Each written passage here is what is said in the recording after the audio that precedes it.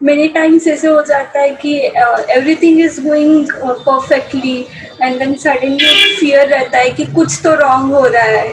ऐसे क्यों होता है? मतलब ऐसे लगता है कि सब कुछ सही चल रहा है, ऑफिस इज गोइंग वेल, घर में सब अच्छा है वेल, बट स्टिल एक डर रहता है, फियर रहता है कि अरे यार सब अच्छा चल रहा है, कुछ तो बुरा होने वाला है। बेसिकली अभी हुआ क्या है, जो मैं अभी आपके इस क्वेश्चन से आइडिया लगा पा रहा हूं कि अभी बाय गॉड्स ग्रेस आप लोगों की लाइफ अच्छी चल रही है, राइट? आप लोग Yes. जैसा चाहते थे अपनी लाइफ में, जो जो अचीव करना, वो सब आपने ऑलमोस्ट अचीव कर लिया है। फॉर एग्जाम्पल, आप चाहते होंगे कि भाई एक अच्छी जगह पे जॉब होनी चाहिए, तो एक अच्छी कंपनी में आपकी जॉब भी है, वहां से पैसा भी आ Yes. रहा है, पैसे की कोई टेंशन नहीं है, रिलेशन भी अच्छा चल रहा है, राइट? एम आई राइट? Yes. मैं ठीक कह रहा हूँ ना? हाँ, तभी Yes. आप ये Yes. क्वेश्चन पूछ रहे Yes, हैं। yes. हाँ, कि हेल्थ भी ठीक है अभी आपकी दोनों की। तो कहने का मतलब है अभी सब कुछ लाइफ में ठीक चल रहा है, लेकिन ये डर लग रहा है कि कहीं कुछ गलत ना हो जाए। This is called fear of the unknown. तो अब आप क्या करो, ये जो फियर ऑफ अननोन है, अनसर्टेनिटी है, इसको आप नोन में कन्वर्ट कर दो। आप एक पेपर पेन लो और लिस्ट बना लो कि क्या बुरा हो सकता है। अभी आपको यही लग रहा है ना कहीं कुछ गलत ना हो जाए, देखते हैं एक बार कि क्या गलत हो सकता है, वो सब लिख दो उस पेपर पे। जब तक ये नहीं करोगे, ये डर बढ़ता चला जाएगा अंदर से। फिर अगर एक्चुअल में कुछ गलत हो गया तो आप कहोगे देखो मेरे को लगता था कि कुछ गलत होगा, हो गया ना गलत। आप समझ गए? Yes. फिर आप उल्टा अंधविश्वास में भी चले जाओगे।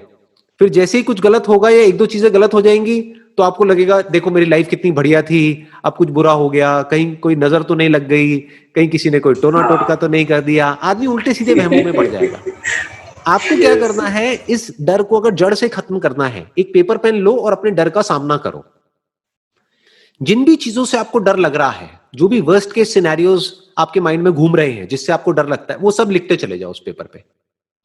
जिसके होने की प्रोबेबिलिटी ज्यादा है, जिसकी होने की प्रोबेबिलिटी बहुत कम है, उससे क्या डरना है?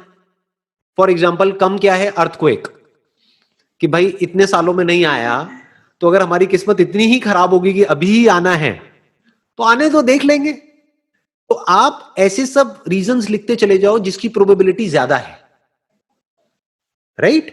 और एक एक करके उन प्रॉब्लम्स के सॉल्यूशंस निकालते चले जाओ, उसको चैलेंजेस की तरह देखो।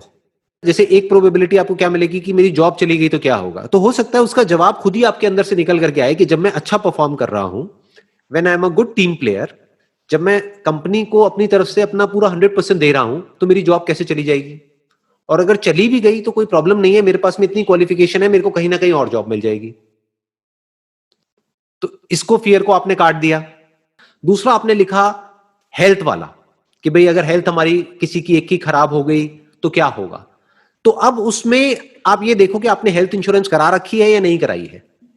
हो सकता है आपने नहीं कराई, तो इमीडिएटली अपनी और अपनी वाइफ की हेल्थ इंश्योरेंस कराओ। आपको जब पूरी एक एक करके स्टेप बाय स्टेप आप सिक्योर होते चले जाओगे, तो पीस ऑफ माइंड मिल जाएगा। In the worst case scenario क्या हो सकता है? In the worst case scenario किसी की डेथ भी हो सकती है। Yes. अगर आप ध्यान से ऑब्जर्व करोगे तो हमको अपने लिए डर नहीं लग रहा होता है, हमको ये डर लग रहा होता है कि हमारे पीछे जो लोग हैं उनका क्या होगा। Yes. तो उसके लिए आप अपनी टर्म इंश्योरेंस करा सकते हैं। ज्यादातर इंडिया में जो लोग इंश्योरेंस कराते हैं वो एंडोमेंट इंश्योरेंस कराते हैं, जिसमें कवर बहुत कम होता है, 5-10 लाख रुपए का होता है। टर्म इंश्योरेंस में क्या होता है, जो कवर होता है वो बहुत ज्यादा होता है। मानो 1 करोड़ का कवर है तो उसका प्रीमियम जा रहा है साल का सिर्फ 10,000 रुपए, मतलब महीने का देखा जाए तो कुछ भी नहीं, 800-900 रुपए प्रीमियम जा रहा है। लेकिन उसमें आपको क्या मिला? आपको एक पीस ऑफ माइंड मिल गया कि 1% अगर कभी मुझे कुछ हो भी गया तो मेरे पीछे जो मेरी फैमिली है उनको 1 करोड़ रुपए मिलेगा। तो 1 करोड़ का मतलब क्या हो गया कि बैंक से कम 60-70 हजार रुपए महीने का तो आता रहेगा, तो उनका लाइफस्टाइल कभी सफर नहीं करेगा। जो मेरे बच्चे हैं उनको कभी कोई प्रॉब्लम नहीं आएगी। ऐसे स्टेप बाय स्टेप जो भी आपके फियर्स हैं उसको आप एक एक करके पेपर पे लिखते चले जाओ और उसका सॉल्यूशन निकालते चले जाओ और पेपर को फाड़ते चले जाओ। या और बेटर, अगर डर को पूरी तरह से खत्म करना है, पेपर को आग लगा दो। अब घर में मत लगाना, कहीं घर में आग ना लग जाए, बाहर जाकर या छत पे जाकर के, ठीक है ना? छत पे जाकर के एक एक करके पेपर को आग लगा दो। ये आप किसको आग लगा रहे हो? अपने डर को आग लगा रहे हो। डर लगता है किसी ना किसी प्रॉब्लम की वजह से कि ये हो गया तो क्या होगा। अगर आपने पहले ही उसका बैकअप प्लान बना लिया है तो डर क्यों लगेगा? जैसे अगर आप एक गाड़ी में कहीं पे जा रहे हैं और स्टेपनी नहीं है गाड़ी में, तो डर लगेगा कि पंचर हो गया तो क्या होगा, पंचर हो गया तो क्या होगा। अरे पंचर हो गया तो स्टेपनी पड़ी है, डरने की जरूरत नहीं है। तो इस तरीके से इंटेलिजेंटली स्टेप बाय स्टेप आप अपने सारे डरों को खत्म कर सकते हो।